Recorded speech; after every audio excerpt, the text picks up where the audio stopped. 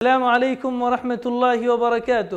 سیرت النبی صلی اللہ علیہ وسلم کی سلسلے وار پیشکش رحمت عالم صلی اللہ علیہ وسلم کی 29ویں قسط میں آپ کا استقبال ہے۔ سیدنا محمد وعلى آل سیدنا شفیعنا۔ اس قسط کو بیان کرنے سے قبل آپ کو یہ بتانا چاہتے ہیں کہ پروگرام نشر کیا جا رہا ہے فکر و خبر ٹی وی پر۔ ہمارے دوسرے پروگراموں سے محظوظ ہونے کے لیے ہمارے یوٹیوب چینل کو سبسکرائب کریں۔ اب بڑھتے ہیں آگے۔ ناظرین، طائف کی وادی میں اللہ کے نبی صلی اللہ علیہ وسلم پر ان ظالموں نے کیسا ظلم کیا، ہم نے اس سے پہلے کی قسط میں سن لیا ہے۔ ڈسکرپشن میں اس کی لنک موجود ہے، آپ سماعت کر سکتے ہیں۔ اب اسی سلسلے کو آگے بڑھاتے ہیں۔ آپ صلی اللہ علیہ وسلم طائف سے روانہ ہو کر ایک باغ میں چلے گئے۔ اتفاق سے وہ باغ عتبہ اور شیبہ کا نکلا، اور اتفاقاً عتبہ بھی وہیں موجود تھا۔ آپ کی بے بسی اور خون میں لت پت بدن دیکھ کر باوجود دشمنی اور مخالفت کے رشتہ داری کے تقاضے سے ہمدردی کا جذبہ پیدا ہوا، اور اپنے غلام عداس سے کہا کہ ایک پلیٹ میں انگور رکھ کر اس شخص کو دے آؤ۔ غلام نے انگور نبی صلی اللہ علیہ وسلم کے سامنے لا کر رکھ دیے۔ نبی صلی اللہ علیہ وسلم نے انگوروں کی طرف ہاتھ بڑھایا اور زبان سے بسم اللہ فرمایا، اور پھر انگور کھانے شروع کیے۔ عداس نے حیرت سے نبی کریم صلی اللہ علیہ وسلم کی طرف دیکھا اور پھر کہا، یہ ایسا کلام ہے کہ یہاں کے باشندے نہیں بولا کرتے۔ نبی صلی اللہ علیہ وسلم نے فرمایا، تم کہاں کے رہنے والے ہو اور تمہارا مذہب کیا ہے؟ عداس نے کہا، میں عیسائی ہوں اور نینوا کا باشندہ ہوں۔ نبی صلی اللہ علیہ وسلم نے فرمایا، کیا مرد صالح یونس ابن متہ کے شہر کے باشندے ہو؟ عداس نے کہا، آپ کو کیا معلوم کہ یونس ابن متہ کون تھا اور کیسا تھا؟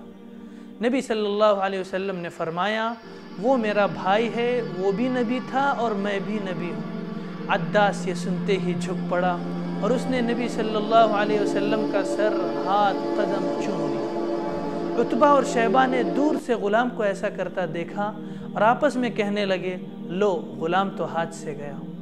جب عداس واپس اپنے آقا کے پاس پہنچا تو انہوں نے غصے میں اس سے کہا، کمبخت، تجھے کیا ہو گیا تھا؟ اس شخص کے ہاتھ، پاؤں، سر چومنے لگا۔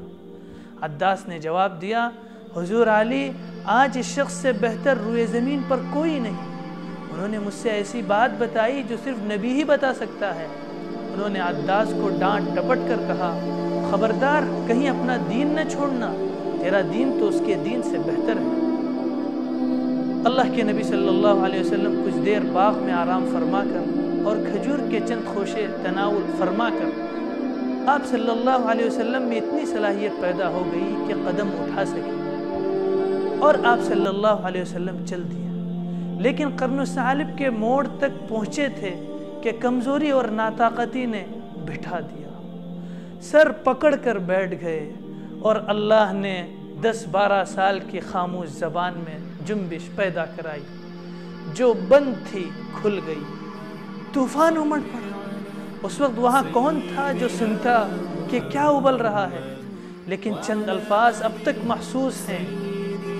سالہ سال کے صبر و سکون کی چھٹان پھوٹی اور اس سے فوارہ چھوٹنے لگا۔ اللہم الیک اشکو ضعف قوتی وقلت حیلتی وہوانی علی الناس، انت ارحم الراحمین، انت رب المستضعفین، وانت ربی إلى من تكلني، إلى بعيد يتجهمني، أم إلى عدو ملكته أمري؟ إن لم يكن بك غضب علي فلا أبالي، غير أن عافيتك هي أوسع لي.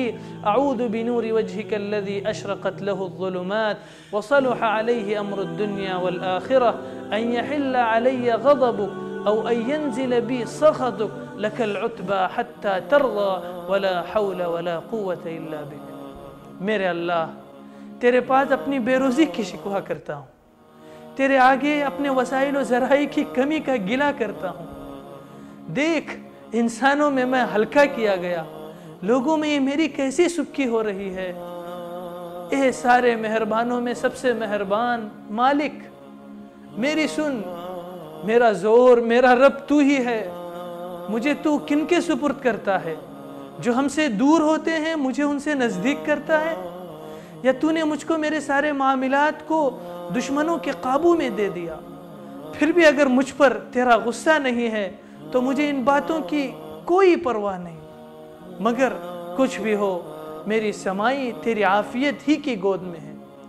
تیرے چہرے کی وہ جگمگاہٹ جس سے اندھیریاں روشنی بن جاتی ہیں، میں اس نور کی پناہ میں آتا ہوں کہ اس سے دنیا و آخرت کا سدھار ہے۔ مجھ پر تیرا غصہ بھڑکے اس سے پناہ مانگتا ہوں، مجھ پر تیرا غضب ٹوٹے اس سے تیرے سائے میں آتا ہوں۔ منانا ہے اس وقت تک منانا ہے جب تک تو راضی نہ ہو۔ نہ قابو میں ہے نہ قابو ہے نہ زور ہے، مگر علی و عظیم اللہ ہی ہے۔ ناظرین، ان الفاظ پر غور کریں اور سوچیں کہ کیا ہم پر ان سے زیادہ مصیبت آئی ہے، یا ہماری مشکلات طائف کے اس مسافر سے زیادہ ہیں؟ پھر ہم کیوں مایوس ہو کر شکوے کرنے لگتے ہیں؟ خیر، یہ دعا جو عاجزانہ و والہانہ اور تواضع و انکساری کے ساتھ اپنے مالک کے سامنے اور اپنے دھکے دل کے ساتھ مانگی گئی تھی، اس نے آسمانوں پر کوہرام مچ گیا۔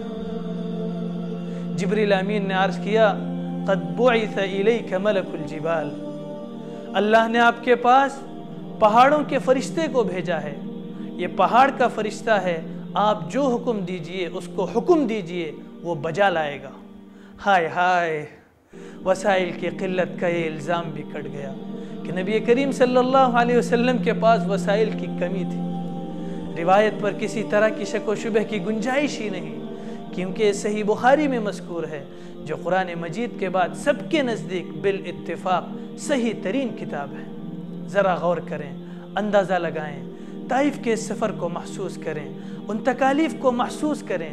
مکے سے چچا ابو طالب اور زوجہ محترمہ حضرت خدیجہ الکبریٰ کی وفات کے بعد مکے میں جب پریشانی بڑھ گئی تو طائف کا سفر کیا تھا، لیکن طائف میں وہ سلوک کیا گیا جو کہیں نہیں کیا گیا۔ طائف میں وہ پیش آیا جو کسی دوسری جنگ کے موقع پر، جو کسی دوسری تکلیف کے موقع پر پیش نہیں آیا۔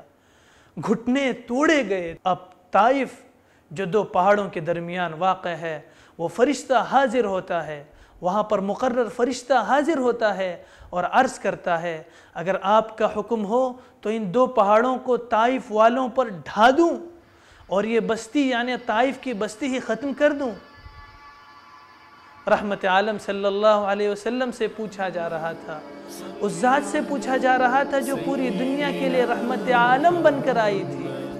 ذرا ہم بھی غور کریں کہ ہم جن کو آخری رسول مانتے ہیں انہوں نے کیا جواب دیا، اور ہم موازنہ کریں، کیا ہمارا بھائی ہم سے کوئی برا سلوک کرے تو کیا ہم اسے معاف کر دیں گے؟ کیا ہمارے رشتہ دار ہم سے منہ موڑ لیں تو کیا ہم ان کے لیے ہم دعائیں کریں گے؟ آئیے سنیے ہم سب کے آقا کا جواب حدیث کی کتابوں میں کن الفاظ کے ساتھ ریکارڈ ہے۔ فرمایا، ارجو ان یخرج اللہ من اصلابہم من یعبد اللہ لا یشرک بہ شیئا، میں مایوس نہیں ہوں کہ ان کے پشت سے ایسی نسلیں نکلیں جو اللہ ہی کی پوجا کریں، اللہ ہی کی عبادت کریں اور اس کے ساتھ کسی کو شریک اور ساجی نہ بنائیں۔ اور تاریخ شاہد ہے، ہندوستان میں جس نے سب سے پہلے اسلام کا پرچم لہرایا اس کا نام محمد بن قاسم الثقفی تھا، جو اسی قبیلے یعنی طائف کے قبیلے سے تعلق رکھتا تھا۔ آج کے اس قسط کا یہی پیغام ہے کہ محمد صلی اللہ علیہ وسلم دنیا عالم کے لیے رحمت بنا کر بھیجے گئے تھے۔